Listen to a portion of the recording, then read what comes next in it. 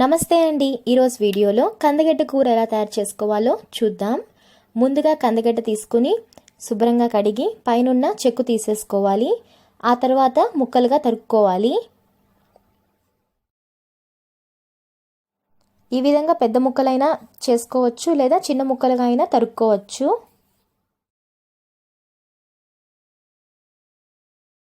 Stove పై cooker పెట్టుకుని అందులోకి కందగడ్డ ముక్కలు తీసుకోవాలి.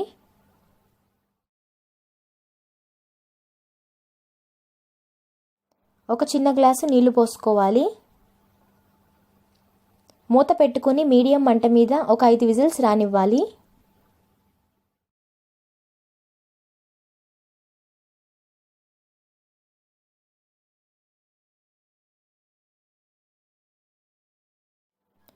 కుక్కర్ చల్లారింది. మూత తీసి చూద్దాం. కందగడ్డ ముక్కలు చక్కగా ఉడికాయి.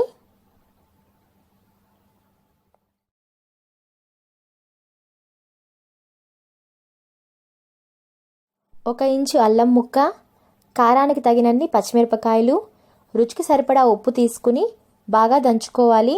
లేదా మిక్సీలో అయినా వేసుకుని పేస్ట్ లాగా చేసుకోవచ్చు. ఈ పచ్చిమిర్చి అల్లం పేస్ట్ని సిద్ధం చేసుకుని పక్కన పెట్టుకోవాలి.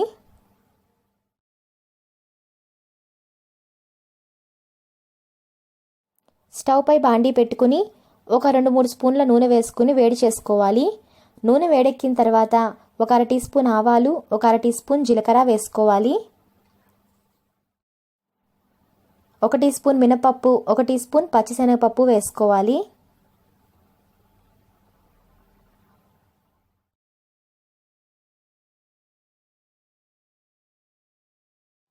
ఒక 2 ఎండుమిరపకాయలు తుంపి వేసుకోవాలి.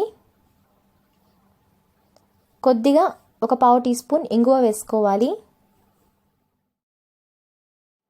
కలుపుతూ తిరగమాతని వేయించుకోవాలి.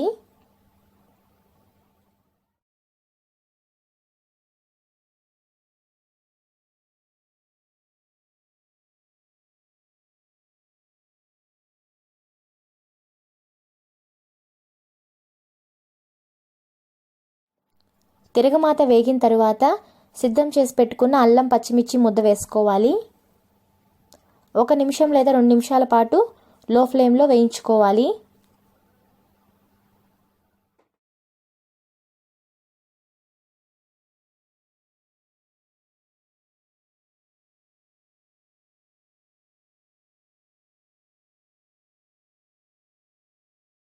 కొద్దిగా కరివేపాకు, ఒక పెద్ద ఉల్లిపాయని సన్నగా తరిగి వేసుకోవాలి.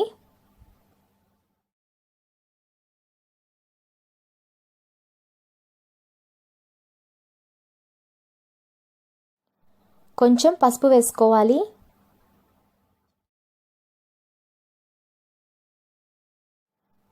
బాగా కలుపుకుని మూత పెట్టుకుని ఉల్లిపాయ ముక్కలని మగ్గించుకోవాలి.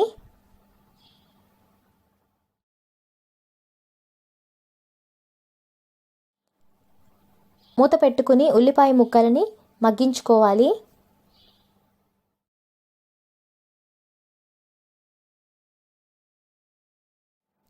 ఉల్లిపాయ ముక్కలు వాడిన తర్వాత ఇందులో ఉడికించుకున్న కందగడ్డ ముక్కలు వేసుకోవాలి.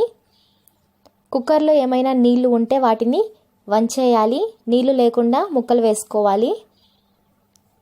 మూత పెట్టుకుని ఒక 3 నిమిషాల పాటు ఉడికించుకోవాలి.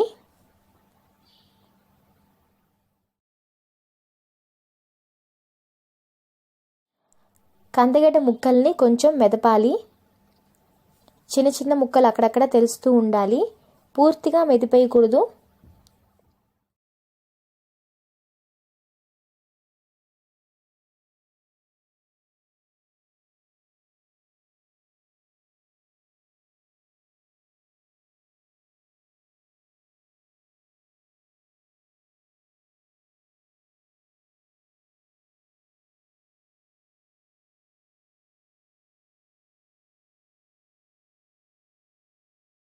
ఈ విధంగా కందగడ్డను మెదిపిన తర్వాత మూత పెట్టుకుని ఒక 3 నుంచి 5 నిమిషాల పాటు ఉడికించాలి.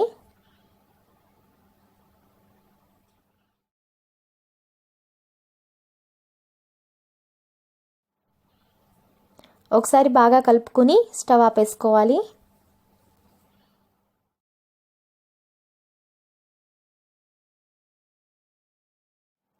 కొద్దిగా కొత్తిమీర వేసుకుని బాగా కలుపుకోవాలి.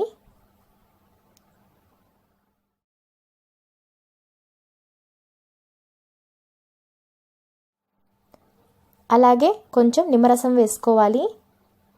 సరిపడినంత నిమ్మరసం వేసుకోవాలి. బాగా కలుపుకోవాలి. కందగడ్డ కూర తయారైంది. మీరు కావాలంటే ఇంకా కొంచెం ముక్కలు తెలిసేలాగా ఉంచుకోవచ్చు, లేదా ఈ విధంగా పూర్తిగా అయినా మెదిపేయచ్చు ముక్కల్ని. ఈ కూర వేడివేడి అన్నంలోకి చాలా బాగుంటుంది.